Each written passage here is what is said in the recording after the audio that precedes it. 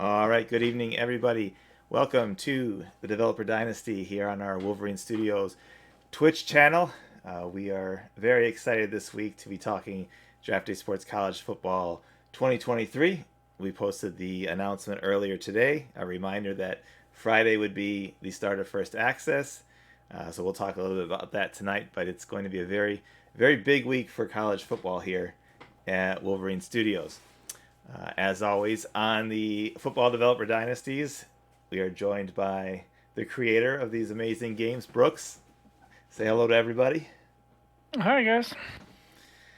And also at the beginning, I always like to thank everybody who has followed our channel here, and especially those of you who have subscribed to the channel, whether you've used the free monthly subscription from Amazon. If you've got your Twitch and Amazon accounts linked, you can have a free sub every month. So if you use that on us, we certainly appreciate it. It helps us out a little bit. We've got, as I said, First Access begins Friday of this week.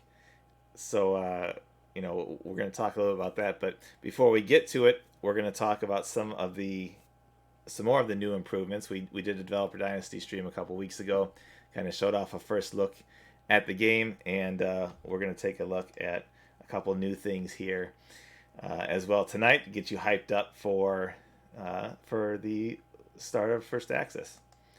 So one of the things I really like this year is I always love the little things that get added to the game. Uh, and on the team history page, Brooks has added in a trophy room view, which will show you some of your old bowl wins, and you can kind of go over these and highlight if you've got players of the week and stuff. So, Brooks, kind of what was the inspiration to bring this screen about? I got tired of looking at just lists of this stuff. So having a place where we can kind of show achievements, different trophies for different things, bowl wins, undefeated season, conference players of the year. There's various things that we have in here now. There's probably more we could add going forward. We'll take whatever suggestions folks have, but just kind of a nice way to go back and look at your team as a whole, like what different things have they accomplished and what unique milestones may they have hit throughout their careers. So, showing it kind of as trophies and with some different pictures and trying to capture the point in time that they got the award and all that. Um, it just gives you a different way of seeing how your team has done. The trophies also transfer over to players as well. So if a player earns a trophy, it'll show up in his player card. So there's a kind of a synergy between the two. Just allows you to, when you're looking at a player, you can see the really successful players will have lots of those little award icons. So yeah, that was what precipitated the feature, and it's been fun to add to. And like I said, we're looking forward to expanding on it in the future. I've got a player card up here for William Jameson, a defensive end on my squad here, and you can see those awards and bowl games and stuff like that. That's a really cool addition. I think that's probably something I need to swipe and bring over to the basketball games. But I really like that. I think everybody's going to get a lot of mileage out of that, and it's really nice just to be able to, like you said, look at it at a glance and just kind of see how successful your team has been over time, especially as you get deeper into careers and those pages really start to fill up.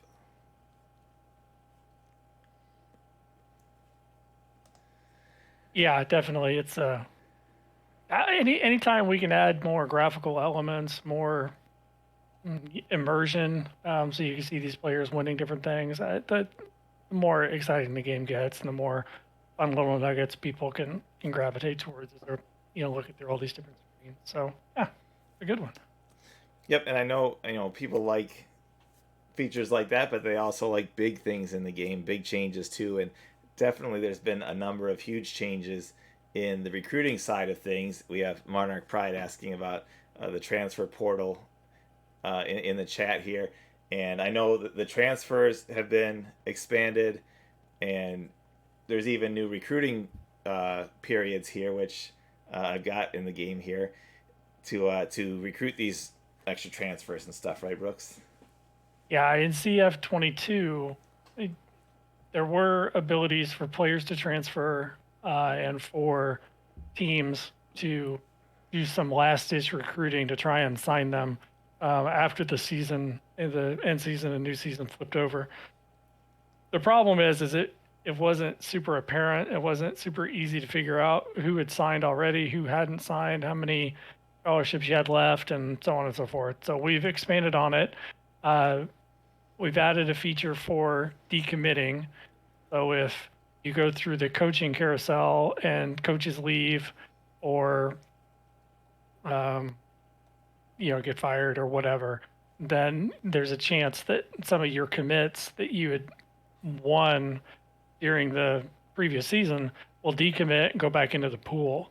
To piggyback off of the transfers, there's now it's not really a portal, but there's the recruiting pool is still open at this point. So now you'll have any player that didn't commit previously, plus any decommits, plus any transfers, all go back into the recruiting pool. And we've added a couple of recruiting periods after the coach carousel finishes. So instead of just having one shot at this and not really knowing, basically you were just supposed to throw a scholarship at players and hope that you win them. Now you still have scholarship offers, you still have recruiting points, you still have all those things here, so you could use those on at this stage as opposed to just a one shot. So it is kind of like we could call it a portal if we wanted. We could change some of the verbiage around it, but it's basically you're still continuing recruiting. It's just a slightly different stage. So that's. I think the decommits. I think that's a really good idea. I think that people have, they like that realism that when there's a staff change, and you can see on the screen in the news, it shows a couple of players who said that they were decommitting due to coaching changes. So I think that's a really nice addition that kind of expands the realism and these other opportunities for players to change, in this transfer portal like uh, type system here. I noticed that when we're looking at the recruits now, or the recruiting section, we're also seeing budgets in terms of dollars. I think uh, that's a really wise upgrade. It makes things more realistic and easier for people to digest, I think.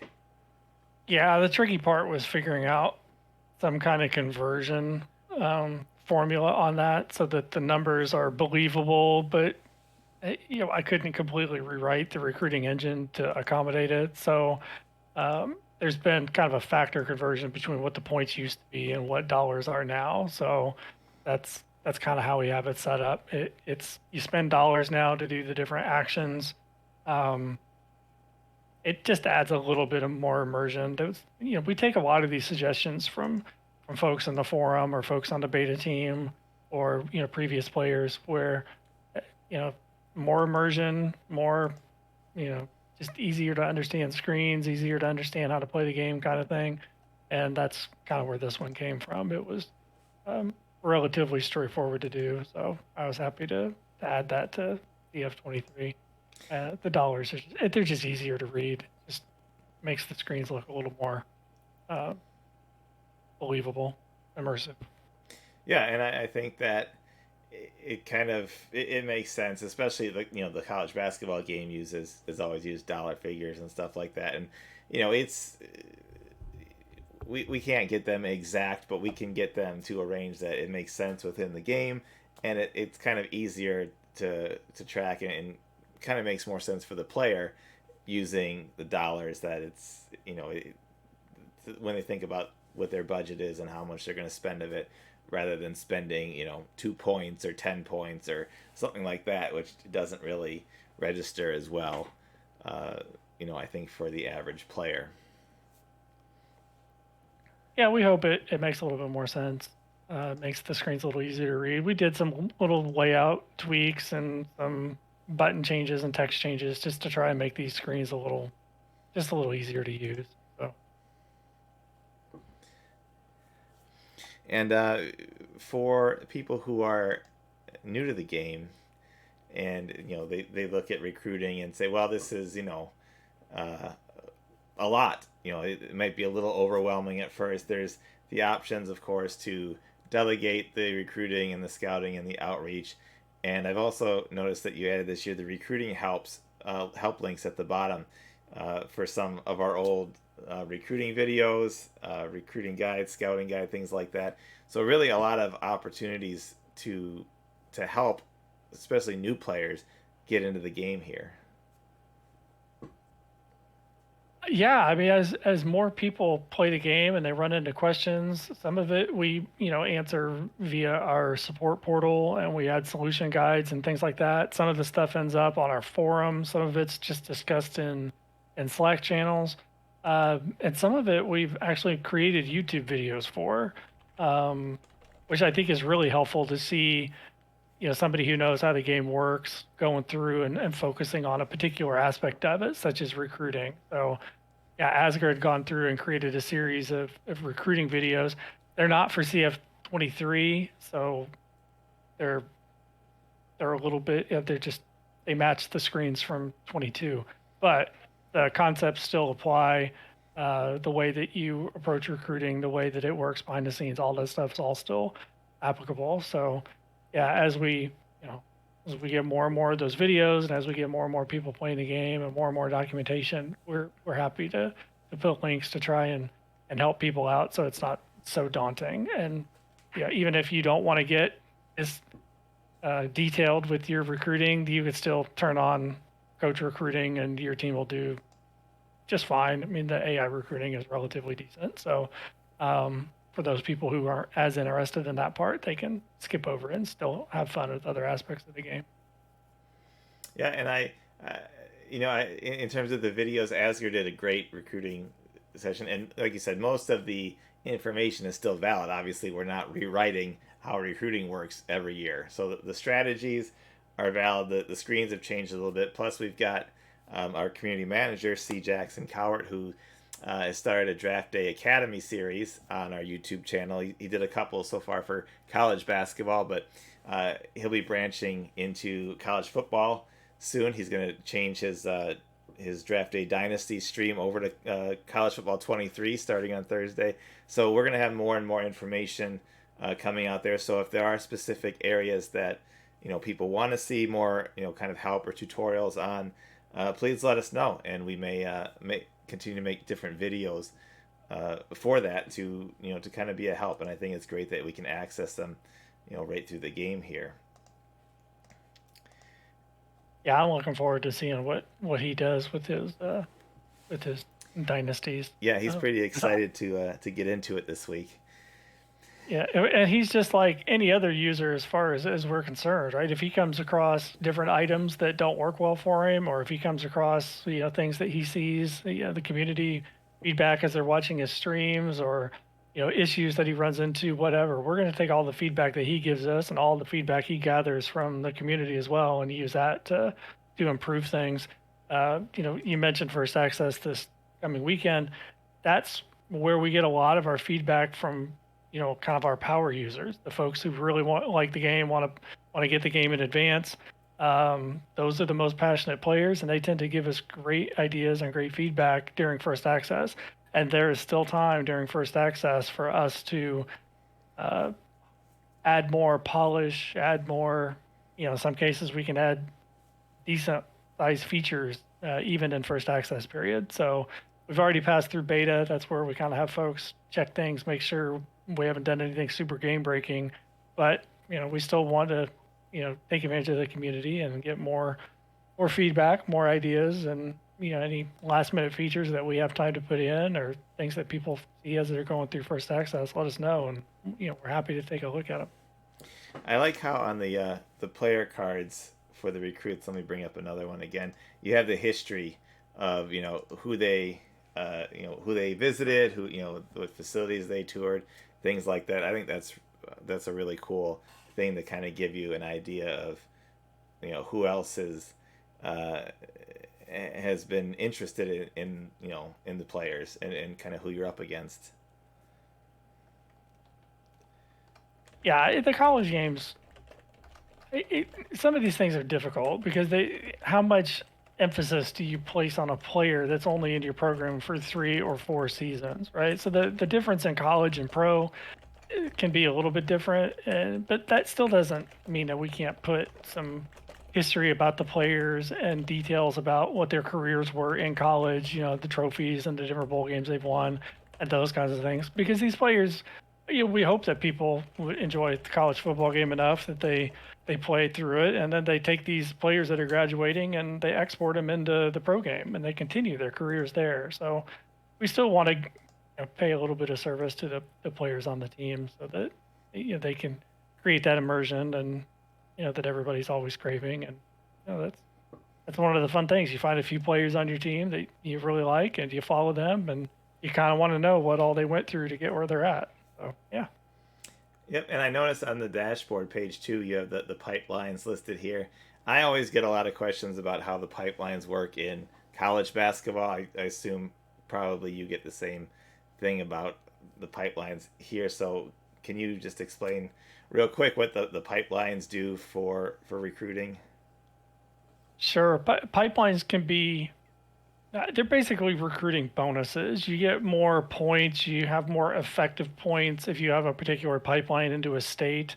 And there are different ways to develop those pipelines. One is constantly recruiting from that state. So the more you recruit a particular state, the more the pipeline grows and the more bonuses you get. But then some of the coaches have home states that they come from where they have natural affinities for pipelines and things like that. So there are multiple avenues to get those. They're not game breaking bonuses. I mean, all of these things just kind of go into these large formulas on how this stuff works. So there, some of them are more for immersion. Some of them have larger effects. Yeah, it's just kind of how the engine has evolved over time. But the more things we could add for the coaches to have an effect on recruiting, the coaches to have effects on the game, hiring coaches, mattering just as much as setting up a custom playbook. We want to make sure that we're adding all of these features so that everybody who enjoys these games in slightly different manners can still take something away from it. So that was one of the things we added to get coaches just to be a little more important. Yeah, and I think that's great. Then people always ask what the pipelines do in college basketball. It's the same type of thing. It's a bonus for coaches who have had success in a particular state, and it just kind of makes things just a little bit more realistic, which is always our goal, just to up that realism, uh, just a tiny bit every single chance we can to make it as close to the real thing as possible. And that's I've got the magazines here. I was just clicking through, kind of showing off some of that, the opportunities to get other feedback on who the top recruits are, stuff like that.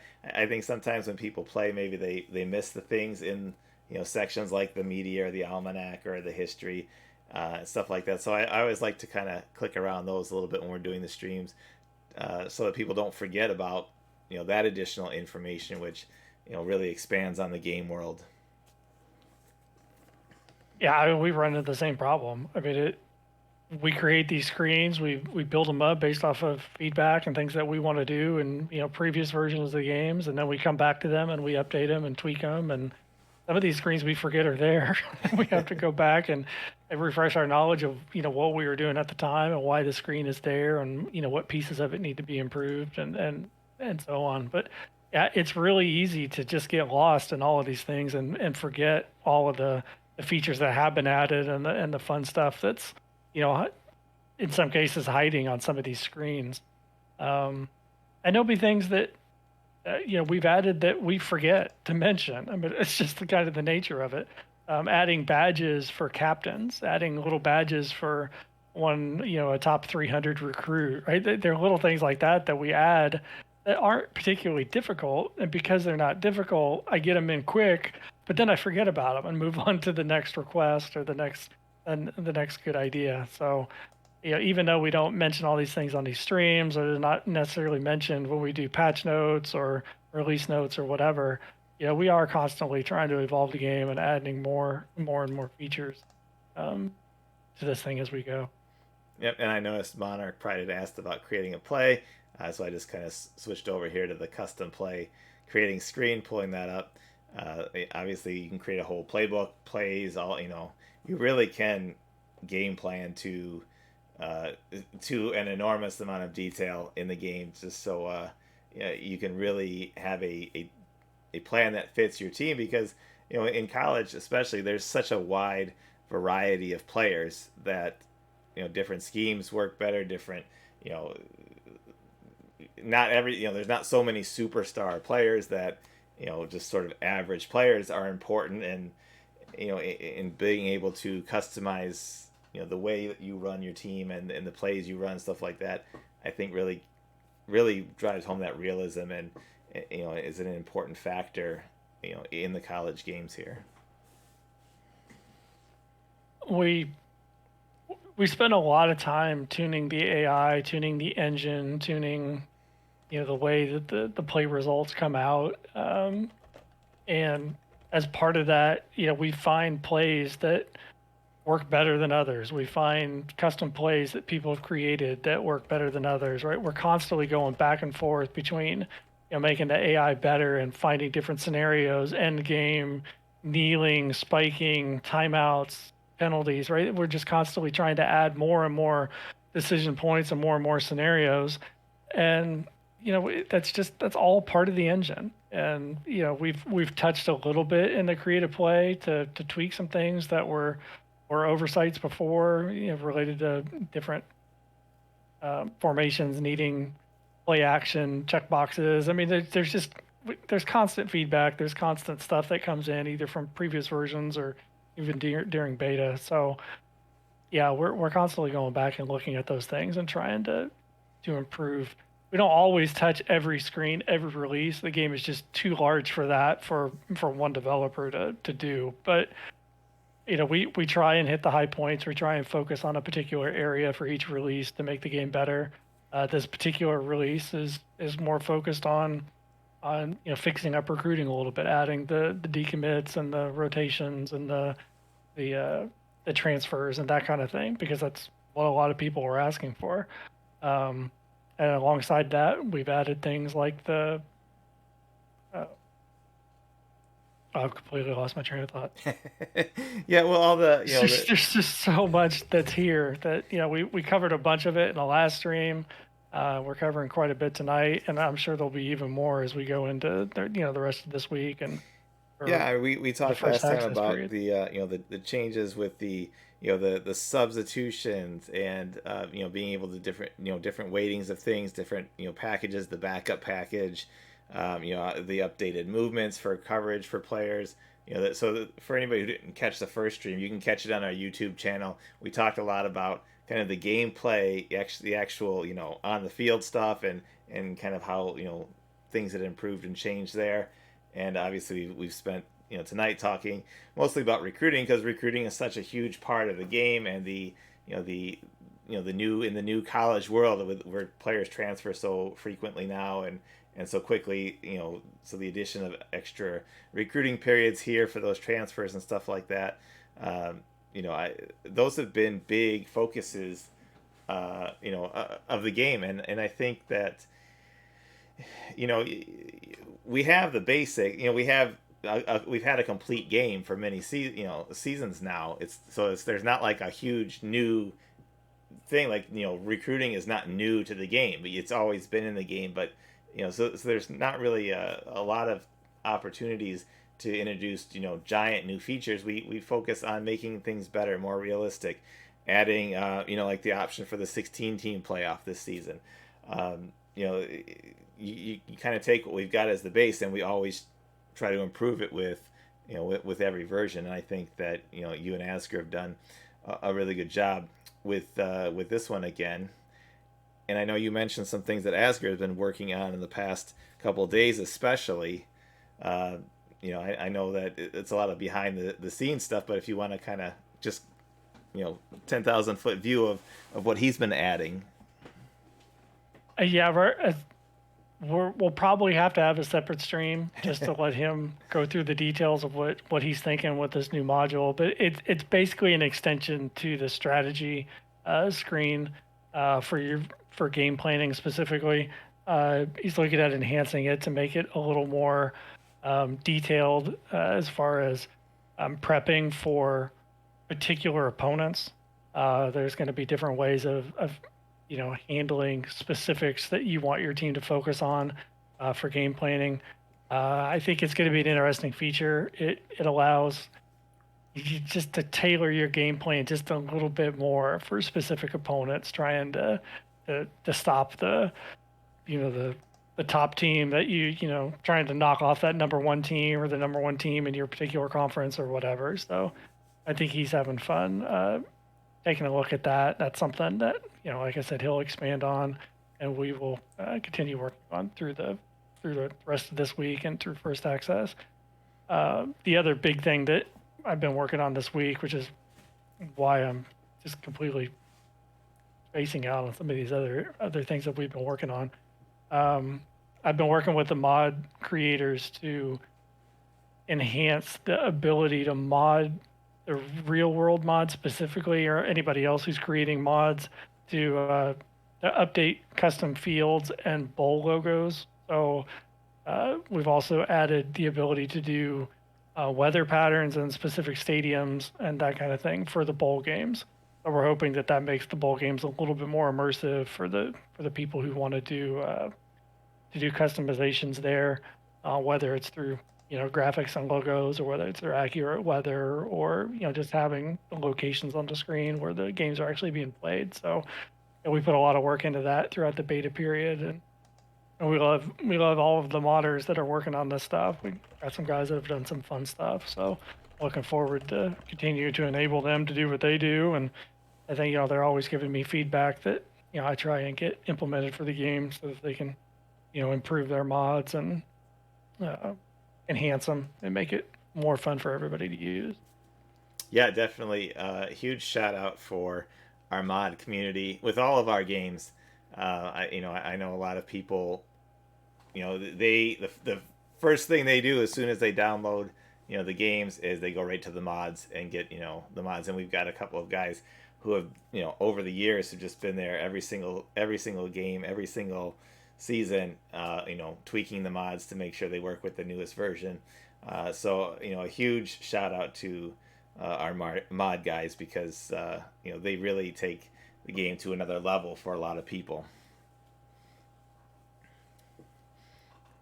Yeah, I don't think we could do what we do without them. I mean, there's a significant portion of people who like to play the game, which is CPU teams or whatever, but there are a lot of people who really want that immersion and realism, and mods are the way that we provide that service to people. And we got a lot of talented people that we've been able to enjoy their mods over the past several years on these games. So shout out to them for providing it and continuing to update them, and pushing us to do more modding enablement for things that aren't necessarily stuff that we can put in base game itself. So yeah, it's great to have them around. Yep. So we've talked a lot. We've mentioned a lot that first access is going to begin on Friday. So for anybody who's new to the stream, new to our company, new to our games, first access is basically our period where prior to release, we offer only at WolverineStudios.com. We offer the opportunity to pre-order the game. When you pre-order the game, there'll be a discount code for you in the web store so that you get a discount for pre-ordering. You also get a complimentary Steam key when the final version is released. So if you prefer to play on Steam, you can still do the pre-order with us, and then we can get you a Steam key later on. And most importantly, you get immediate access to the beta. So you can get in for the last couple weeks here before the final launch. You can play it.